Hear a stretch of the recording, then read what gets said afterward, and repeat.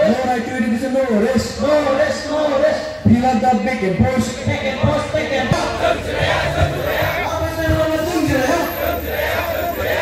want justice.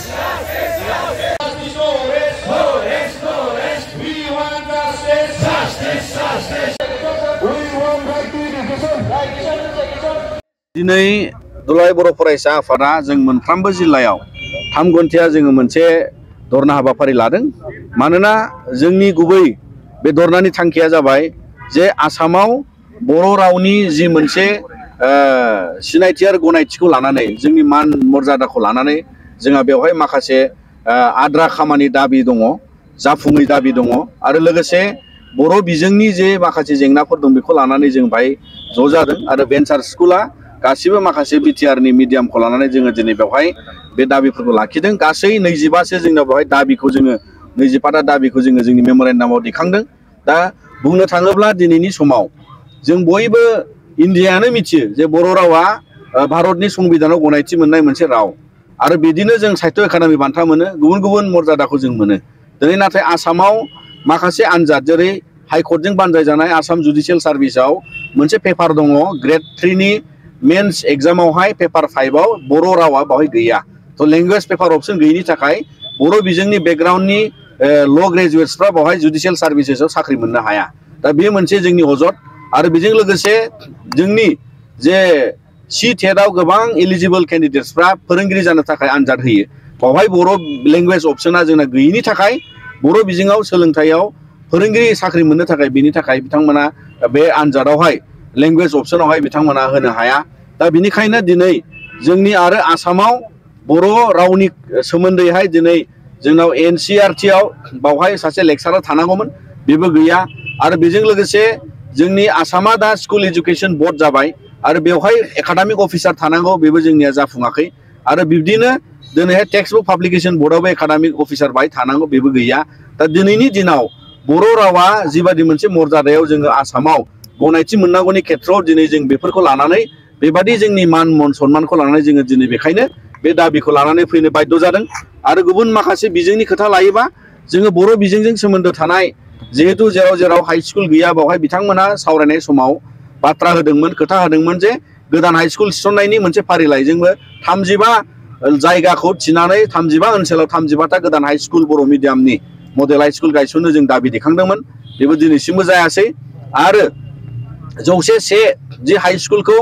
Upgrade खालामनानै higher secondary खालामनायनि खेथ्रआवबो बावहाय लोगोसेयैहाय बर' जिहेतु मिडियामा बिजोङा हायार सेकेन्डारि आपग्रेड जाबाय, बिनि पस्ट क्रिएशननि गोनांथि दङ। दा बे खामानियाबो दिनैसिमबो दाबो जायाखै आरो बेखायनो दिनै जोङो बेवहाय बे पस्ट क्रिएशना हायार सेकेन्डारिनिफ्राय लानानै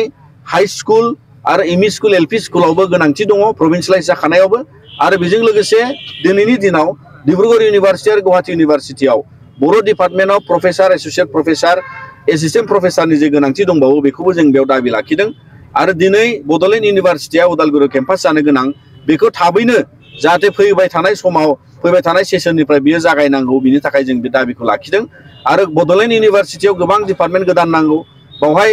टिचिं आरो नन टिचिंनि बाहाय पस्ट सेंक्सन गोबां दंबावो जानांगौनि थाखाय। दा दिनै बर' मिडियाम बा बर' डिपार्टमेन्टजों सोमोन्दो थानाय जिखिनि कलेजफ्राव जेंना दङ, प्रभिन्सियेलाइज कलेजफ्रावबो एडिशनेल फर्स नांगौ आरो बेबायदिनो मडेल कलेज गोदान गायसनबाय आसामाव, नाथाय बेवहाय बर' डिपार्टमेन्ट गैया। बालिपारायाव, बाक्सायाव आरो दुधनैयाव थानाय जेराव जोंनि बर'फ्रा फरायनो हायो बेवहाय जोंनि बर' डिपार्टमेन्ट गायसननांगौ। आरो बेबायदिनो दिनैनि दिनाव दिनै आसाम नाङैनो बयबो मिथियो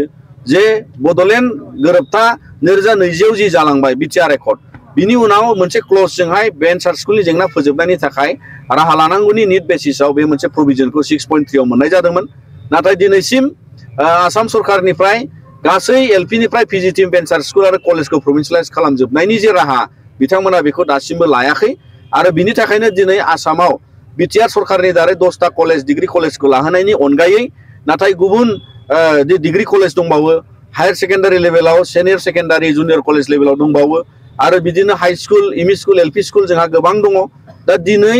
बेबादि मोनसे पर्यायाव आसामाव निउ एजुकेशन पलिसिखौ इमप्लिमेन्ट खालामनो थांनायाव जोंनि फरायसाफ्रा दासिमबो जुदि भेन्सार स्कुलाव थानानै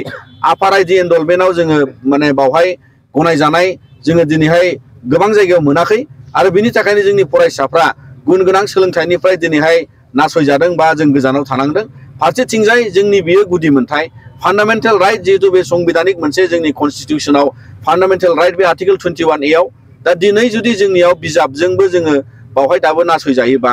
स्कुलफ्राबो जुदि फोरोंगिरिया सरकारिकरन जायाबा बा स्कुलफ्रा प्रभिन्सियेलाइज जायाबा जोंनि बे गासै नासयजानायखौ लानानै दुलाराय बर' फरायसा आफादा जों फरायसाफोरनि जानानै आरो बर' बिजोंनि जे मानदान्दाखौ लानानै दिनै जों बेफोरबायदि मोनसे आन्दोलनाव फैनो गोनां जादों आरो EGS फरायसालि जेराव एजुकेशन ग्यारेन्टि स्किम होननाय मोनसे प्रजेक्टजों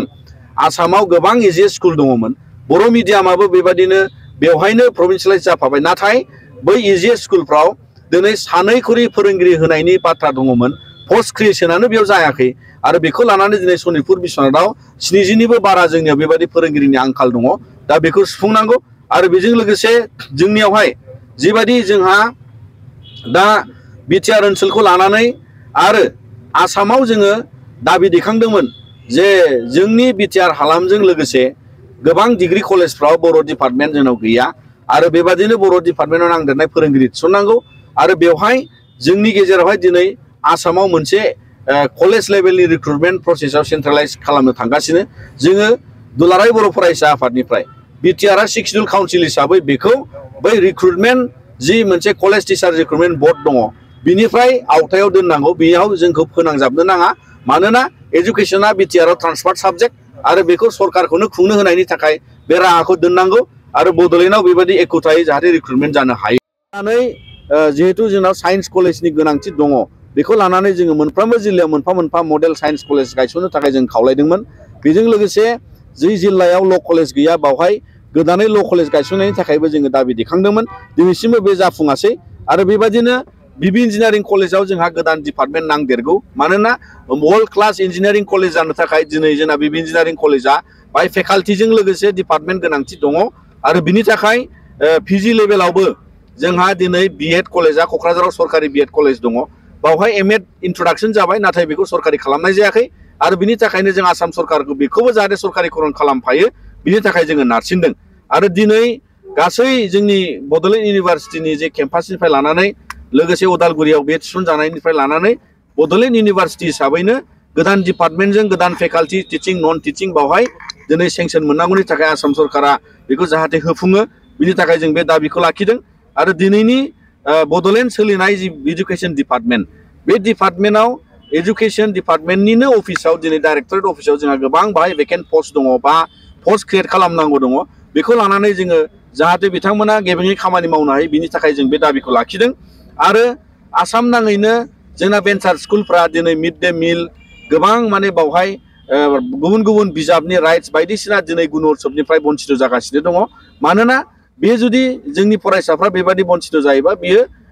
राइट टु एजुकेशननि भायलेसन सोलियो दा बिनि थाखाय जों आसाम सरकारखौ दिनैनि मेम'रेन्डामजों बा दिनैनि आर'जलाइजों जोङो बिथांमोनखौ गोसोखांहोनो नागिरदों जाहाथे जोंनि बे बर' रावनि मान सन्मान आरो मर्यादाया आसामाव